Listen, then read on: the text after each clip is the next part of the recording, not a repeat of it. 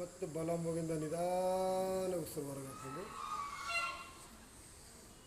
ಮತ್ತು ಬಲ ಮೂಗಿಂದ ದೀರ್ಘ ಉಸಿರು ತೆಗೆದುಕೊಳ್ಳಿ. ಎರಡು ಮೂರು ನಾಲ್ಕು ಬರ್ತಾ ಕಿವಿಯಲ್ಲಿ ಉಸಿರು ಬಿಡಿ. ನಿಧಾನ ಎಡ ಮೂಗಿನ ಉಸಿರು ಗಮನಿಸ್ತಾ ಹೋಗಿ.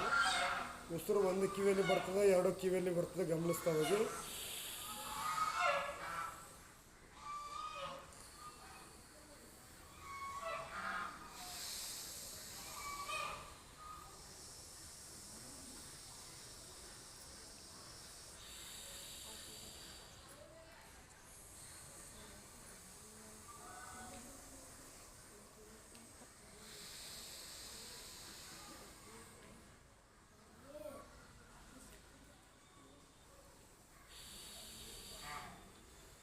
ಕೆಲವರು ಒಂದೇ ಕಿವಿಯಲ್ಲಿ ಸೌಂಡ್ ಬರ್ತಾ, ಒಬ್ಬರಿಗೆ ಒಂದು ಕಿವಿಯಲ್ಲಿ ಸೌಂಡ್ ಬರ್ತಾ ಇರೋದಲ್ಲ. ಕಿವಿ ಯಾವುದೇ ದೋಷ ಇದ್ದರೆ ರಾತ್ರಿ ಮಲಗೋ ಟೈಮಿಗೆ ಎಳ್ಳೆಣ್ಣೆ, ಅವಳೆಣ್ಣೆ, ತುಪ್ಪ, ಕೊಬ್ಬರಿ ಎಣ್ಣೆ ಅದು ಯಾವುದೋ ರಾತ್ರಿ ಹಾಕ್ಕೊಂಡು ಮಲಗಿದರೆ ಬೆಳಗ್ಗೆ ಅನ್ನೋದ್ರಾಗ ಮತ್ತೆ ಕ್ಲೀನ್ ಆಗ್ತದೆ. ಕಿವಿಯಲ್ಲಿ ಯಾವುದೇ ಒಂದು ದೋಷ ಇರ್ತದೆ, ಕುಂಕುಣಿ ಆಗಿರ್ತದೆ, ಡಸ್ಟ್ ಅಲರ್ಜಿ ಇರ್ತದೆ ಕಿವಿಯಲ್ಲಿ, ಅದನ್ನು ಸ್ವಚ್ಛಗೊಳಿಸಲಿಕ್ಕೆ ರಾತ್ರಿ ಮಲಗೋ ಟೈಮಿಗೆ ಎಳ್ಳೆಣ್ಣೆ, ಅವಳೆಣ್ಣೆ ಕಿವಿಯಲ್ಲಿ ಒಂದು 2-3 ಡ್ರಾಪ್ಸ್ ಹಾಕಿ ಮಲಗಿ ಆ ಕಿವಿಯನ್ನು ಸ್ವಚ್ಛಗೊಳಿಸ್ತದೆ.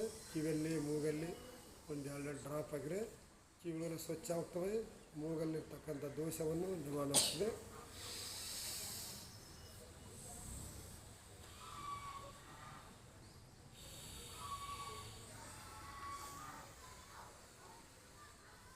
ರಿಲ್ಯಾಕ್ಸ್ ಮಾಡ್ಕೊಳ್ಳಿ. ಎಡ ಮೂಗಿಂದ ಉಸಿರು ಬಿಟ್ಟು ರಿಲ್ಯಾಕ್ಸ್ ಮಾಡಿ.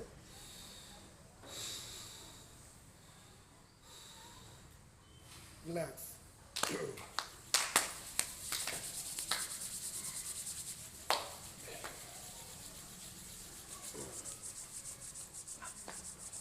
ಮುಂದೆ ಬಾಗ್ತಾ ಕಾಲು ಜಾಡಿಸ್ಕೊಳ್ಳಿ.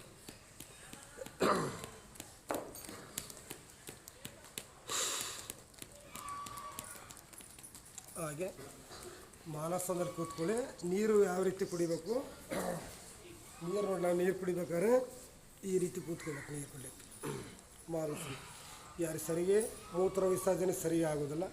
ಕಿಡ್ನಿಯಲ್ಲಿರ್ತಕ್ಕಂಥ ದೋಷ, ಮೊಣಕಾಲು, ಸೊಂಟ ನಾವು ಏನಿರ್ತದಲ್ಲ, ನೀರು ಕುಡಿಬೇಕಾದ್ರೆ ನಾವು ನಿಂತ್ಕೊಂಡು ಯಾಕೆ ಬೇಕಾಗಿ ಕೊಡ್ತೀವಲ್ಲ, ಈ ರೀತಿ ನೀರು ಕುಡಿಬೇಕಾದ್ರೆ ಈ ರೀತಿ ನೀರು ಒಂದು ಗುಟ್ಟಿಗೆ ನೀರು ಕುಡಿದು ಬಾಯಿ ಮುಚ್ಚಿರ್ಬೇಕು. ಮೂಗಿಂದ ಉಸಿರು ಹೊರಗೆ ಆಗ್ಬೇಕು. ಒಂದ್ಸರಿ ನೋಡಿ.